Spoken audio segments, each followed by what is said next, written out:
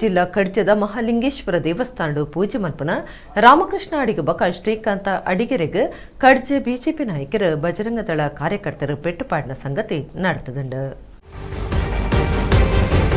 ಉಡುಪು ಕಡ್ಜ ಶ್ರೀ ಮಹಾಲಿಂಗೇಶ್ವರ ದೇವಸ್ಥಾನಗೂ ಪೋಗುನ ಬಿಜೆಪಿ ನಾಯಕರು ಸುಧಾಕರ ಸುರೇಶ್ ಶೆಟ್ಟಿ ಬಾಲಕೃಷ್ಣ ಶೆಟ್ಟಿ ಪಂಜಿಪಟ್ಟು ಬಕ ಅಖಿಲನ ಒಟ್ಟುಗಿತ್ತಿನ ಕಾರ್ಯಕರ್ತರು ದೇವಸ್ಥಾನದ ಅನುವಂಶಿಕ ಪೂಜೆದಾರ ರಾಮಕೃಷ್ಣ ಅಡಿಗೆರ್ ಬಕ ಶ್ರೀಕಾಂತ ಅಡಿಗೆರೆಗೆ ಪೆಟ್ಟು ಪಾಡ್ದರು.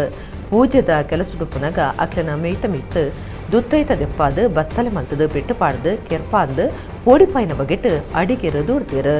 ಆರೋಪಿಲಿಡುವರಿ ದೇವಸ್ಥಾನದ ಜೀರ್ಣೋದ್ಧಾರ ಸಮಿತಿದ ಗುರ್ಕಾರರಾದ ಬೆಂದಿನಾರು. ಆಜ್ ತಿಂಗಳು ತುಂಬು ಈ ಆರೋಪಿಲು ದೇವಸ್ಥಾನದ ಕಾಣಿಕೆ ಡಬ್ಬಿ ಕಂಡುದಿದ್ದದ ಕೇಸಾತಂಡು.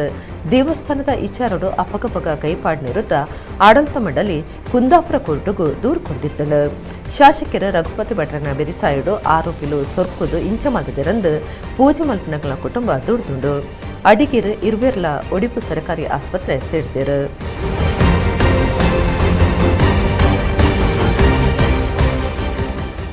ಇಷ್ಟೆಲ್ಲ ಗಲಭೆಗೆ ಕಾರಣ ಆದಂಥ ಬ್ರಹ್ಮಾವರ ಪೊಲೀಸ್ ಸಬ್ ಇನ್ಸ್ಪೆಕ್ಟರ್.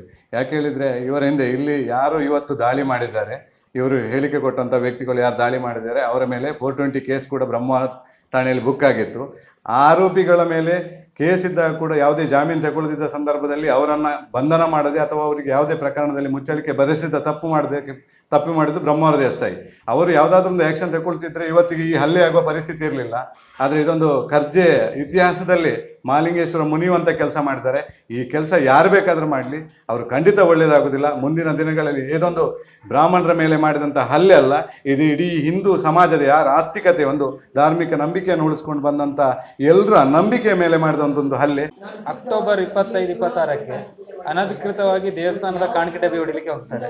ಕಾಣಿಕೆ ಡಬ್ಬಿ ಹೊಡಿಬೇಕಾದ್ರೆ ಇವರು ಏನೊಂದು ಮಿನಿಮಮ್ ಲೀಗಲ್ ಅಥವಾ ಎಂಡೋಮೆಂಟ್ ಆ್ಯಕ್ಟ್ ಏನುಂಟು ಅದನ್ನು ಗಾಳಿಗೆ ತೂರಿದ್ದಾರೆ.